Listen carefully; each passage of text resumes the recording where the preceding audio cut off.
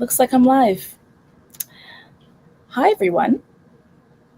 Give me a second. I am gonna see if I'm really live because it's been a minute since I've used StreamYard. I feel so very rusty, but we will shortly get started.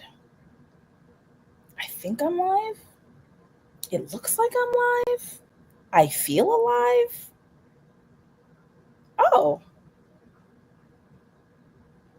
Oh, it looks like there's a lot of stuff that's there. It looks like there are three videos that started on YouTube. So hopefully it looks like I'm live.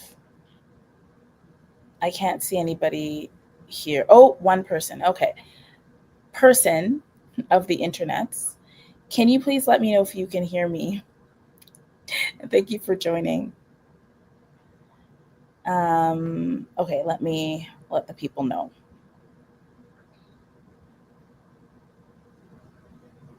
Okay. So um I wanted to talk a little bit about returning to YouTube and what that actually means, what it actually looks like, um, and how you might do it, and how I've been thinking about trying to do it. This is going to be a bit of a stream of consciousness discussion. Um, I've been thinking about returning to booktube for a while, and every so often I get the idea to film a video, and then I write down this list of all these videos that I want to film. Um, and then I try to schedule them, and then they don't happen because I want to make sure that when I return to booktube, I'm returning with a bang and it's an amazing video, and it'll, convince everybody that I'm truly back. And lots of perfectionism, lots of um, trying to meet sometimes really unreachable goals. And so I thought, you know what? Instead of having a plan to post regularly and to get on schedule, um, maybe I can just record the process and be a little bit more gentle with myself about something that is really supposed to be an extension of my reading as opposed to performance, right? So being a content creator is an interesting thing. There's a lot of pressure to get monetized and to be really popular and to be liked and adored and to inspire and to do all of those things. Um, but it's not always sustainable, depending, of course, on what exactly you're looking for. So I thought what I would do is first give you some insight on how I am thinking about what returning to BookTube could actually look like. And if you are watching, just let me know if you can hear me, because sometimes I don't have the greatest experiences with StreamYard and I can't be heard. So please just put a comment in the chat and let me know if you can actually hear me. Okay, so the first thing that I do when I think about, returning to BookTube is to kind of get a sense of what the lay of the land is, right? So what am I actually trying to accomplish here? So, of course, I start with my Melanin Eclectic Reading Planner. Um, I open it up to just a general page, and I just look at my channel and try to get a sense of where is it? When was the last time I posted? What does that tell me about, like, what I could do now, right? So I thought I would take you on that journey. I'm gonna share my screen and look at my own channel and just talk you through it. Okay, so if I look at Onyx Pages, what do I see? Okay, so first, I'm really proud of my 10K subscribers, and it's quite remarkable to realize that I actually have 485 videos. That's amazing. I probably will need to update the photo, the little icon over there. And maybe I'll change some of the ways that I, categorize the videos that I put up. These are some of the fail lives that I did. I don't even know why it says they're scheduled because I'm actually live now. So that's kind of weird. Actually, am I live now? I'm pretty sure I'm live right now. Yes, probably. Anyway, um, so when I look, I can definitely see that I was trying to create a new look where thumbnails are concerned, and I don't I don't know that I don't really love this one. I think it's a bit limited, but I like that it was something different. I can see that if we look down, hold on, let me go back to videos. Yeah, I actually really liked this thumbnail pattern. I like the idea of doing video series and having the same kind of color scheme so that if somebody wants to sort of binge 5 or 6 videos at a time, they can do that by looking at these, like looking by color and seeing, okay, this is sort of a batch of videos that I can watch, and then we'll see how that goes. I noticed that the video that had buy on it, which was just buy for the end of the series, got 1.4 views, and it's really 1.4 thousand views. It's really interesting when the video is about leaving or something negative. It tends to have more interest. Um, so yeah, I'm looking at my view counts. I'm looking at the thumbnails, and I'm just trying to get a little bit excited again. I'm starting to looking at the way that I'm gesticulating here, and I'm starting to remember. I liked this thumbnail too. It was really dynamic and cute. Starting to remember how I felt when I did this video. I did this one, an Afrofuturist dispatch. That was when I was at WizCon. I remember doing this in an airport lobby. I remember this series, which was really great. I really enjoyed this, and this was the series that I did when I went to. Sometimes I do staycations in Toronto at a hotel, and I remember this staycation. I had a stack of maybe 12 books that I had read that year, but I hadn't reviewed, and it was very important to me to actually review the books that I read, because primarily Onyx Pages, it's a review channel, and I had a lot of fun. It took the entire day, and in that one weekend, I filmed all of these videos, and I had a really fun time doing it. And you can see they all had a similar thumbnail. I think I want to do some of that again, the sort of like batch filming series is. So I'm just going to write uh, that down. And you know what I find when you record content that you really like, it kind of doesn't really matter how many people watch it. I also really loved the Written with Purpose series. It took a lot of work. It was also batch. The interviews that I did with authors, those I did those over a period of time, but I edited everything and I filmed all of the intros and extras. I did all of that over a weekend, again on a staycation. I'm seeing a common theme here around staycations, and I've been really interested in returning to the Written with Purpose series because I've read a number of books that I would like to do author interviews about.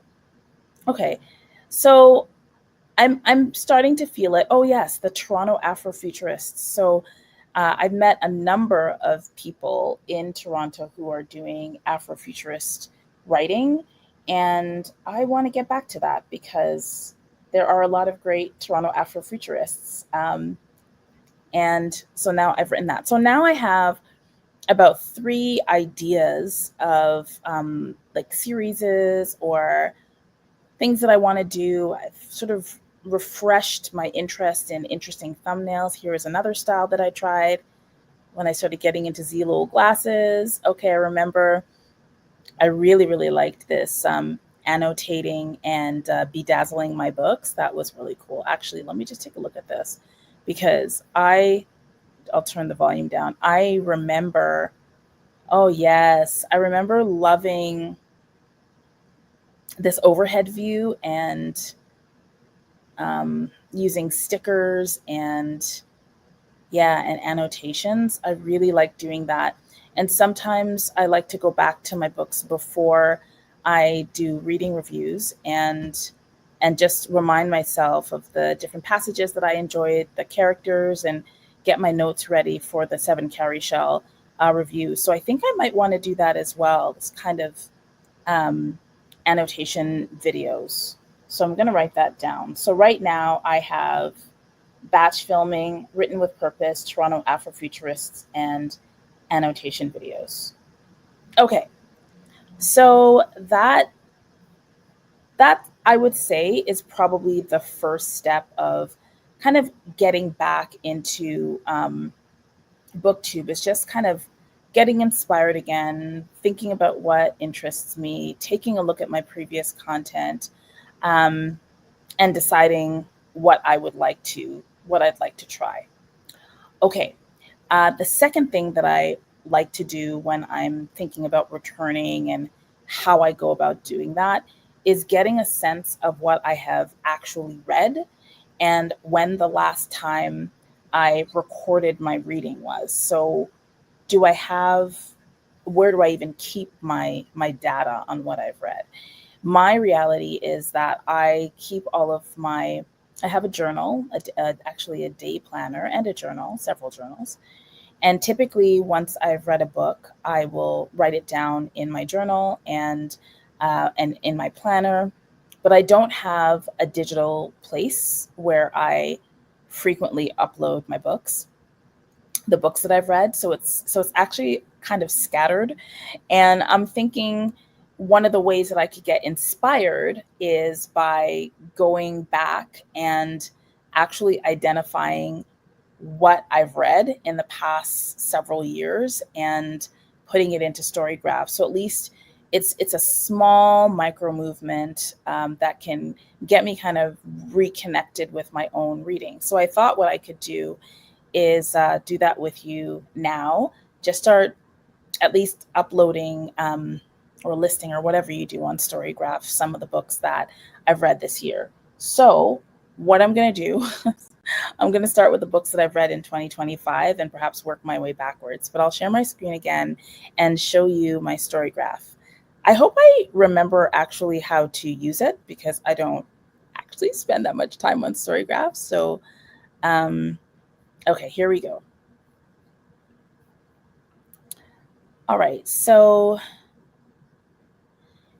we've got my Storygraph here, and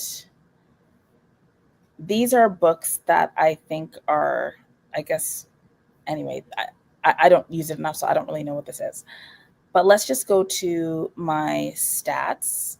Let's see when I last posted books into this platform. So definitely there's nothing from 2025. I hope this is not going to go back super far. Okay, I posted nothing for 2024. For 2023, oh, okay, we've got some activity. One book. Okay. A queer fantasy. I don't know which one it was.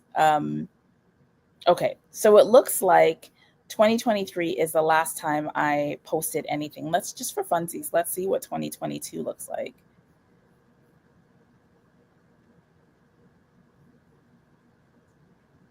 Okay, so 2022, I only have 2 books. It looks like if I'm going to update my Storygraph, I'm gonna have to go back pretty far. Okay, so it looks like 2021. I've got 8 books, and I know that I read a lot more than that, but I think that is probably how far back I'm gonna have to go. Let's just do 2020. Okay, 11 books. Okay, so 2020 to 2025 is probably what I'll need to update. That feels like a lot. So I'm instead just going to look at and start adding some of the books I've read recently. And if you are watching, I would be really interested in hearing from you. You know, how do you go about updating? How do you get back into BookTube? What do you do? if you are a content creator. Okay, so let me just look at the books that I've read recently, and I have them in my journal. So give me 1 second.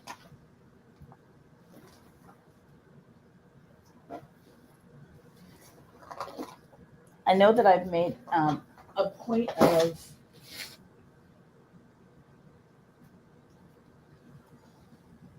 okay. I made a point of writing down the books that I've read so far in 2025. So that's kind of easy for me to do. So I wrote them down in my journal. Okay. So one of the first books I read in 2025 was The Lesson by Cadwell Turnbull. I hope it's here.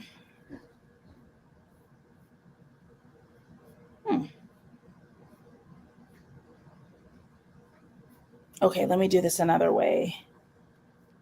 Cadwell Turnbull. Okay, The Lesson. So I read that. I'm just going to say that I read it. I hope that it doesn't ask me for dates. Okay.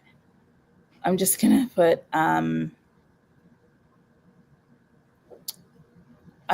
the year 2025, and hopefully that will be enough for now. And that's just an easy way to just say, I read this. Good. Okay. I just read it in 2025. Okay. The next book I read was The Body Is Not an Apology and The Power of Radical Self-Love. This is a nonfiction book, kind of like self-helpy, but I actually consider this to be not really speculative, but I do consider it to be futurist, which is probably something I want to talk about in terms of my own reading style, which is that there are a lot of books that are nonfiction, but that are designed to get us to think about a new way of interacting with each other and in society. And those aspirational books do have an edge of futurism to them. And I actually do consider them at least futurist and sometimes speculative. So I've written that down because I think that's something I would like to talk about in a discussion video. So I'm adding that it's red. And again, all I'm doing is updating the year as 2025 so that I can come back to it and enter specific dates only if I want to. So that's updated. Okay. Okay, so now we're getting into a little bit more traditional speculative work, and that is Let Us Descend by Jessamine Ward. That was an interesting one. I read that as part of kind of a reading club. I think it's the Center for Fiction, and that was facilitated by Dr. Maya Butler, and it was an absolutely wonderful experience. And so Jessamine Ward, this was a very interesting story, and I'm really glad I read it. So I'm adding it as red. I think I made a mistake there. Ooh, is it gonna let me? Oh no, I made a mistake and it's not letting me go back. That's really weird. Okay, let me try it again. So Jessamine Ward. Okay. Oh, good. Nope. Oh, okay, good. So again, 2025. And feel free, if I probably read about 15 books so far. So if you also need to update your story graph and you want to do that with me while I'm doing it, happy to join you and body double right now. Okay. I also read Orleans by Sherry Smith. This was also part of the same book course with Dr. Maya Butler. And this was good. Um, I enjoyed it. It had like elements of Mad Max Beyond Thunderdome. It was sort of climate fiction, definitely black speculative and enjoyable. So that's Orleans. So I've updated that. Then I read Yesterday is History by Kosoko James Jackson. This was cute. This was a time travel. Um, there's elements of romance in it, gay uh, YA, and I enjoyed it. It was very very sweet. I don't read a lot of stories involving gay boys, and so it was actually really refreshing to have that kind of experience. So I'm adding it again, 2025, just a really soft update for the year. Um, I read Conjure Island by Eden Royce. I love Eden Royce's writing. I had a great time reading this one. It was sweet, it was magical, it was wacky um, in a way. And there we go. And the narrators were really wonderful. Most of my reading is hybrid now, so I read with my eyes and ears simultaneously, and it's often a very, very good experience. I finally read Skin by Ibiza Boy, and uh, I wonder if that's going to get me there. Let's see. Zoo Boy. I wonder how her name is actually pronounced because I feel like every time I say it or hear other people say it, we're all saying it wrong. Um, hmm, I wonder if they have it here. They should. It's not new. There it is. Okay. So I read Skin and I read that in 2025. That was also good. Young adult, Caribbean folklore, sort of immigration, um, themes related to immigration and belonging. Enjoyed it. Okay, and then I read the Memory Librarian, so coordinated by Janelle Monet. Um, so as you might know, if you've followed this channel for a while, I sometimes struggle with short story collections because I sometimes get tired, and I just want to get a longer piece of work, something that I can sort of sink my teeth in. And I did tire maybe after the second third of this collection. Some stories were stronger than others. I did like the fact that all of the stories have this kind of through line because they all take place in this with the same sort of world building, and that's cool. I love collections where you have a small number of stories, and each story is written at a different time period, maybe from a different perspective, and maybe about a different aspect of the story. So I enjoyed the Memory Librarian. Unfortunately, to be honest, not as much as I had hoped. Again, some of the stories were stronger than others. Okay. Um, so These Ghosts Are Family by Macy Card. This was wonderful. Caribbean, we've got obviously ghosts. It's just sort of asynchronous timelines, multiple perspectives, lots of history, following like this generations of families in the Caribbean, and just talking about the impact of colonization and independence and family trauma in the neighborhoods, love, connection, and also the mystical, right? The ways in which we interact with um, the things around us that are beyond the regular world, I guess. It was really really satisfying to read.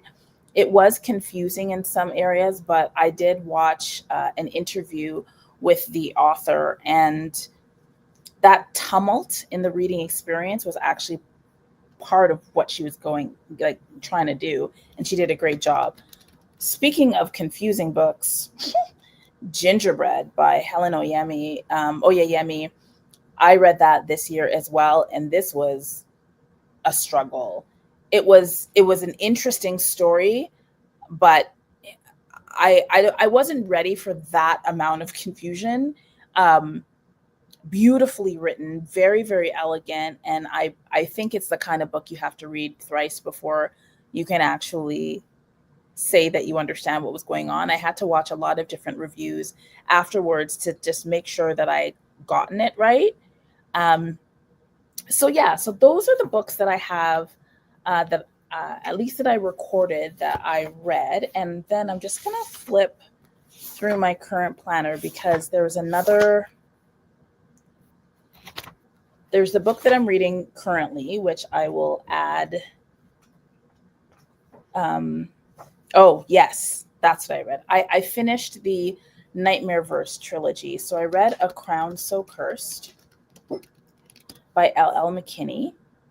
And I'm going to add this as well. I'll add a reading date of 2025. And that's it. I'm so happy that you don't have to put in the day and the month. That actually makes things a little bit easier. I enjoyed A Crown So Cursed. It actually got me down the rabbit hole, no pun intended, but also intended. Um, and I ended up watching a lot of Alice in Wonderland movies just to make sure that I hadn't missed anything and just to refamiliarize myself with the lore. And I think I want to actually record a video about reading series, and finishing them. What do you do when you're finished reading a series, right? How do you make sense of this long story, sometimes quite protracted depending on time you've gone through. Okay, so I'm just going to go back to my stats now.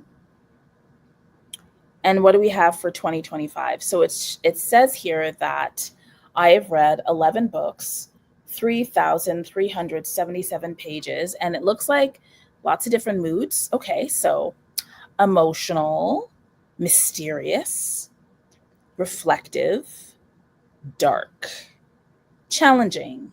And then I guess these are the predominant moods in the books that I've read: tense, sad, inspiring, informative, hopeful, and adventurous. So it looks like emotional is my biggest, most commonly read mood.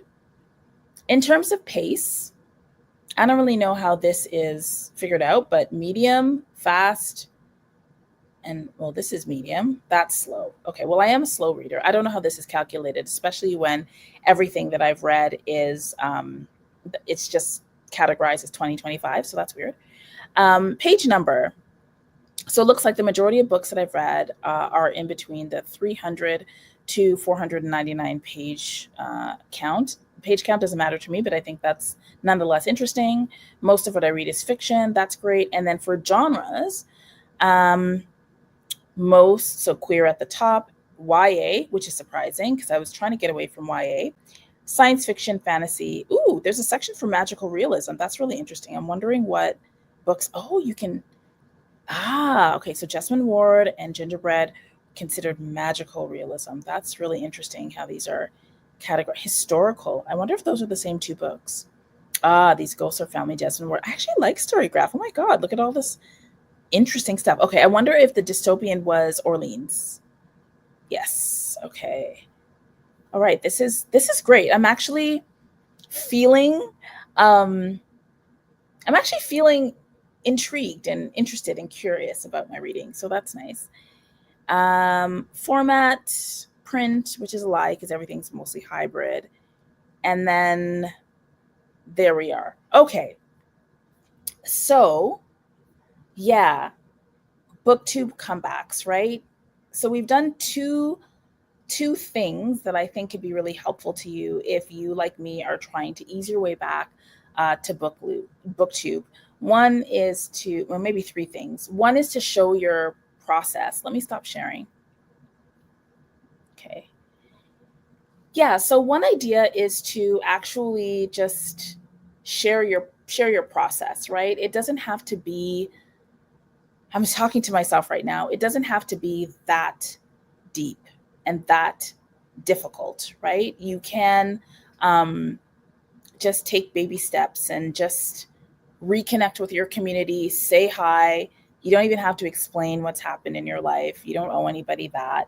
Um, but you can just return and chat with people who you have made a relationship with over the years. And in my case, since 2017. Hi, everybody. The second thing that you can do is go back on your channel and just take a look, right? Look at the videos. Which ones make you smile? Which ones do you remember fondly? Which ones were such a chore and didn't really have the payoff that you were looking for? What thumbnails did you like? What videos got a lot of comments and engagement that you would like to return to and explore? So that's really cool. And maybe when you go back and look at your videos, you can do what I did, make a list of things that you'd like to explore. Again, gently, right? Without a lot of pressure, but just as a way to remember why you did it in the first place. Because for me, reading with purpose is really important. Remembering that I started this channel at the beginning of a new career for me. I wanted to make sure that while I was super busy with respect to work, I also wanted to be reading and connecting with people outside of my job. And booktube really helped me do that and helped me meet some amazing best friends. So I'm reminded of that, and that is inspiring. And then, of course, starting to take stock, right? Find a place where you can just look at what you have read, right? Get some information. Storygraph is actually an incredible resource. I was actually surprised at how inspired I feel now after looking at just the books that I've read in 2025. So maybe what I will do is figure out some time I can do some batch reviews of the books that I've read in previous years. Taking stock has also shown me that I haven't updated any of my my digital lists of books that I've read since basically 2020. There's no complete list. So I need to go back and find all the books that I read in 2020 all the way to 2025 and put them into Storygraph. And that could be something that I could do with all of you, or maybe a guest or something like that. And hi, PS Beloved. 1 second. I'm going to get to your comment in a second. So that's something that you can do. And I lost my train of thought. I don't remember the rest. It's totally fine. So let me see what PS Beloved has to say. Just now tuning in. Thank you for joining. I introduce you to Nalo Hopkinson and Octavia E. Butler. Nice to see you again. It's nice to see you too. What have you read from Nalo Hopkinson and Octavia E. Butler that you enjoy? Please let me know. So there are 4 of you on right now. Thanks for watching, and hello to those who are going to be watching in the replay. So for those who are here, in the last few minutes of this video, do you have any questions for me or any comments? Please let me know.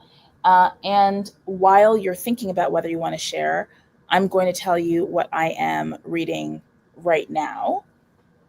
And then I'm going to go. Can you hear me? Tomi's here. Hello. Tomi is ever present, and she is here and very supportive of me deciding to record something today. Okay, so At that time. It is that time. It is that time to read with Purpose. Okay, we remember. It's great. It's great. So one of the things that I've been doing is actually rereading stories. And I think maybe I'll record another video because there is an exciting update, but maybe I won't talk about that yet. There's a lot of exciting updates. Okay. So I am currently reading The Summer We Got Free. And I am currently on page, I want to say 14. Um, and so this is another way that I sort of come back to booktube, is just kind of let people know what I'm reading. The Summer We Got Free is an excellent book, and you should get it at your library or buy it from an independent store and read it. So this book was published in 2019 by Mia McKenzie. Yes, Mia McKenzie. Let me make sure I just didn't lie to you. I think it's 2019. Big lie, 2012. Okay, so this is an older book. And I will say that this book has, for me, the sexiest, steamiest first meeting that I've ever read. There are scenes in this book that I read the book, I think, in 2019. There are scenes that are still etched in my mind. The tension was tensioning. It was absolutely beautiful. Anyway, so what is this about? At one time, a wild young girl and a brilliant artist, Ava Delaney, changes dramatically after a violent event that rocks her entire family. Once loved and respected, let me take this so that you can see there we go. Once loved and respected in their community, the Delaneys are ostracized by their neighbors, and a 17-year feud ensues. Ava and her family are displaced from the community, even as they continue to live within it, trapped inside their creaky, shadowy old house. When a mysterious woman arrives unexpectedly for a visit, her presence stirs up the past, and ghosts and other restless things begin to emerge. Something is reignited in Ava. The indifferent woman she has become begins to give way to the wild girl and the passionate artist she used to be, but not without a struggle that threatens her life. I love the art in this. I love books that involve magic and art. Okay? Magic as art. And this book does. So does The Poet X. So does there's another one. To a certain extent, The Stars and the Blackness Between Us. Definitely. What did Alex write? Is it Bones? Perilous Graves, The Ballad of Perilous Graves. And there are so many other books that involve characters who are artists and their art is magic, or they interact with art in a very magical way. And I just love, you can obviously see from the cover that there is red paint dripping on the street. And if you look at the way the character is holding the paintbrush, that's not really how people typically hold paintbrushes. And you see behind there's a red house, and sitting on the stoop are three people. And, like there's the cover is telling you things, right? Telling you things. Right beside her fist is the steeple of a church, right? There's a lot going on. Anyway, so I'm reading this right now and I love it. The other thing I want to show you about this, and this is again another way that I'm getting excited. I'm like, oh, I can talk on booktube again. I didn't forget how to speak. Okay, so I'm just gonna show you that when I first read this book, maybe you can't see it because I was writing in black ink, but I did write a bunch of stuff here, right? There we go. Right. Okay. So I wrote a bunch of stuff in the book. And now, for those of you who like to reread, what I do is I'm actually annotating and highlighting on top of what I already had. So the yellow was already there. And I'm highlighting now in orange. And as I go through, I'm really looking at like, what did I find interesting the first time I read it? What did I find interesting the second time I read it?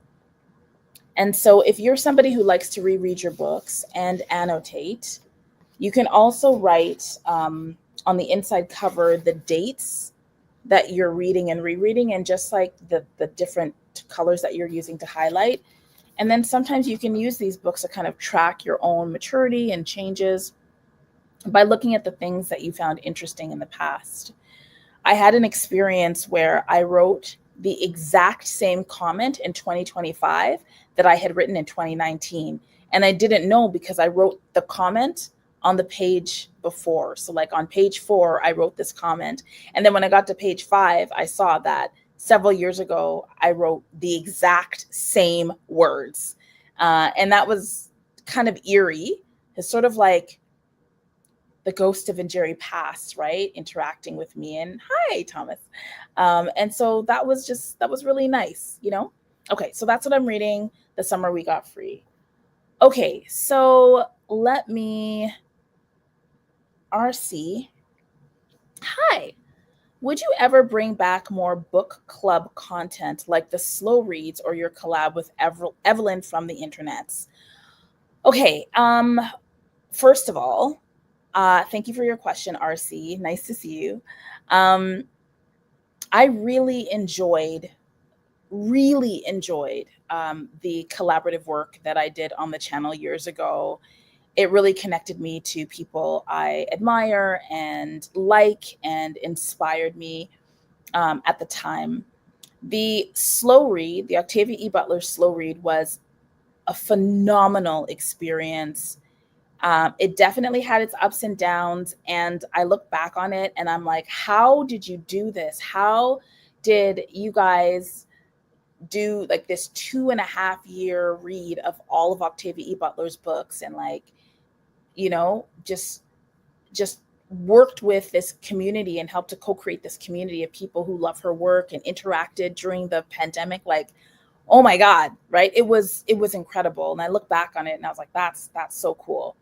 And I have thought about doing a slow read differently, right? Because um, I definitely think that the way that we did it was really aided by the fact that it was pandemic times. I think my life is very different now. My boundaries are really different now. And so I don't think I would do it exactly the same way as I had done it before, but I have thought about it, and I've considered, I'll just share with you. I've considered 3 authors that I would love to do a slow read with. And those 3 authors are Nella Hawkinson, um, Karen Lord, and Rivers Solomon. So those are the 3 authors I've thought of, um, because I've read everything that Nalo has written, and she's in Canada right now as we speak, teaching lucky students. And I love her. I love her writing, and it would be so cool to like bring a whole bunch of people through her entire body of work. And she's alive. She's alive, and she can join us and talk to us as we move along, or maybe just talk to us right at the end. And so that's so cool. Why don't we do that? River Solomon, because I think River Solomon is also a phenomenal writer with an incredible imagination and really prolific writing that I think, it just taken remnants from their lives and putting it onto the page for us in such a gracious way. Um, yeah, River's work is absolutely stunning.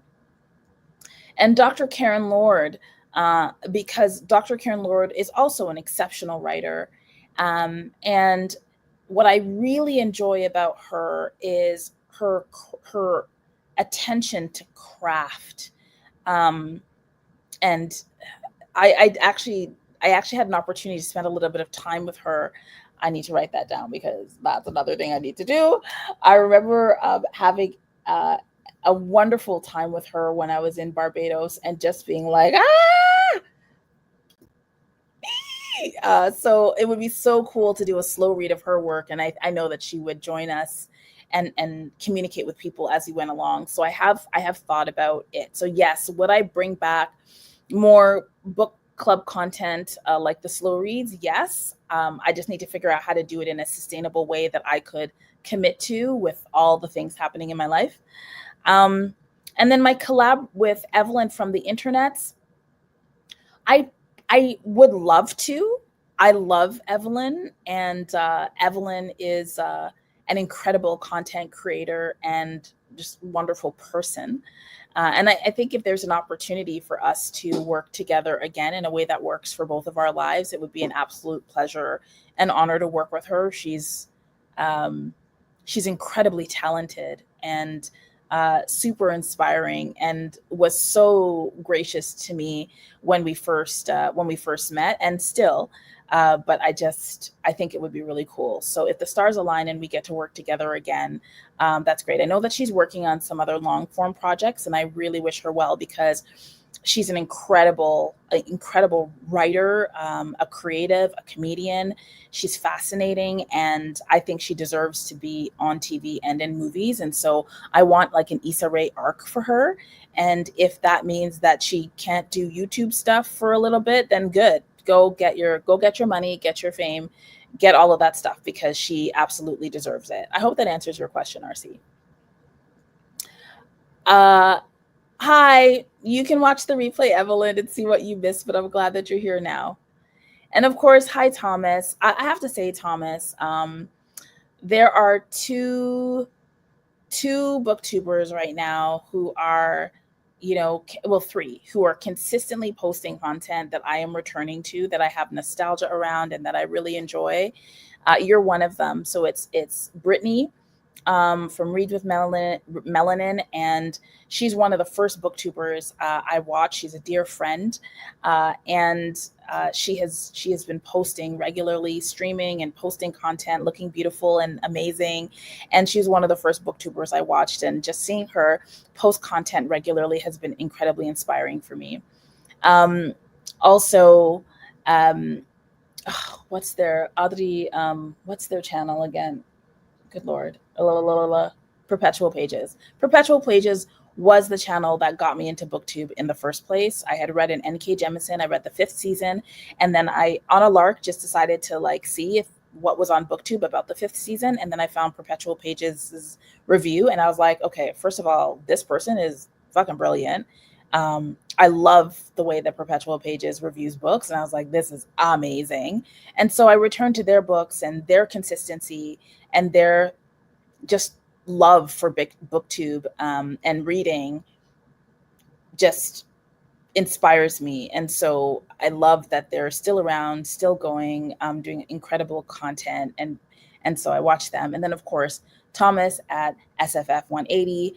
I love the fact that you're doing these Thursday lives, and it means that you know, um, I get to come home after work on a Thursday, and when I remember, just be like, "Oh, Thomas is on." I can listen to crickets and trains and watch his face as he reads things. And sometimes I'm reading, sometimes I'm not. But even just being in the flow of people watching the videos, it's just a really nice, sweet, and easy way to feel connected. So thank you, Thomas, and thanks for commenting here and being with us today. Book Nerd TV, it's really nice to see you too. It's very sweet. Thank you. Um, how did I get comfortable annotating in my books? I keep a book journal, but can't bring myself to mark up my books. RC, okay. So it really starts with Christianity. Um, so in two ways, okay. I don't think that Christianity needs to be the path to book annotations, but just like walk with me. So the first book, I think I'm telling a story that I've never told before. Thanks for the question. The first book that I can remember annotating and getting joy out of was the Bible. Okay, so I'm no longer Christian, but I always loved the stories in the Bible, in particular parables. But there's a lot of, and I don't mean to be disrespectful with the words that I'm using, but there's a lot of content in the Bible that is supernatural. And I think that my love for and my appreciation for the supernatural came from a number of sources as a child, including stories in the Bible, like turning water into wine. Like, that's magic, right? So, sorry, I know this might be offensive to some. It's not intended to be. Point is, to a child listening to these stories of, shape shifting and all that kind of stuff, like oceans parting and people walking on like bare rock, with walls of water on either side. Like, that was just fantasy to me as a child when I heard it and for the first time. And so I actually started, when I did Bible study for a very short period of time in my life. I was highlighting and annotating, and I was encouraged to do that. I was, of course, discouraged from annotating in library books, and I didn't buy a lot of books as a child and as a teenager. I didn't have the resources to do that, and certainly books that we read in high school were shared, and so you weren't supposed to write in them, and I didn't. But that is sort of the first time that I started writing in my books. Then university came along when I bought these books, and I knew I wasn't going to sell them back. And so I started writing and developed. It was actually a sociology professor. I remember she taught us how to annotate. She said that you should have different markings for different interactions with a text. So markings for excerpts that you have questions about, markings for excerpts that you want to remember and draw from so that it can advance your own reading, markings for things you don't understand. And she encouraged us to create our own legends for markings. And we actually had an annotation project. And so we had to annotate an article and hand it in. And she marked us on our annotations. And so I think it's sort of a combination of having had an experience of like highlighting and writing in books, and then also having an instructor actually teach me how to annotate, certainly for the purpose of academic reading, which continued. Certainly law school, there's like a ton of annotations because you have these huge cases that you have to read, and they might be 50 pages long, and you only really need a couple of paragraphs. So there needs to be a way for you to mark what's important. So those are all examples of annotation. But I will share with you that there's also like in terms of retention of what you've read, annotation can really help you remember the content of what you've read. So it has a practical element as well. So that's sort of how I got comfortable annotating. I absolutely enjoy doing it, and I would encourage you to do so. And if it means going to a used bookstore, getting a book that is not super expensive, not really important to you, maybe a book you already own, and just write in it. And once you get that first mark and that first highlight, you'll be fine. You'll be fine, unless you're Tati. Okay. I love you. Okay. Yes, you're welcome. You're welcome. And yes, they are absolutely superb. And you're welcome again. And okay, so Brown Girl in the Ring, a absolute classic from Hopkinson, and certainly I would say the first place to start. And then Octavia Butler's Kindred, again, the first novel that she published, and Dana is an incredible character. Both of the parables, I'm so sad we didn't get Parable of the Trickster, but yes, definitely. And Wild Seed is absolutely incredible, and might actually be one of my faves out of everything that she's written, for sure. So thank you for sharing, P.S. Beloved. Okay, everyone. Okay, so first of all, I didn't know what to expect when I ended up deciding to go live tonight. I didn't know what to expect. I wasn't sure if anybody would show up. I wasn't sure how I would feel about it. My plan was only to be on for 20 minutes, and we're almost at the hour mark. So thank you.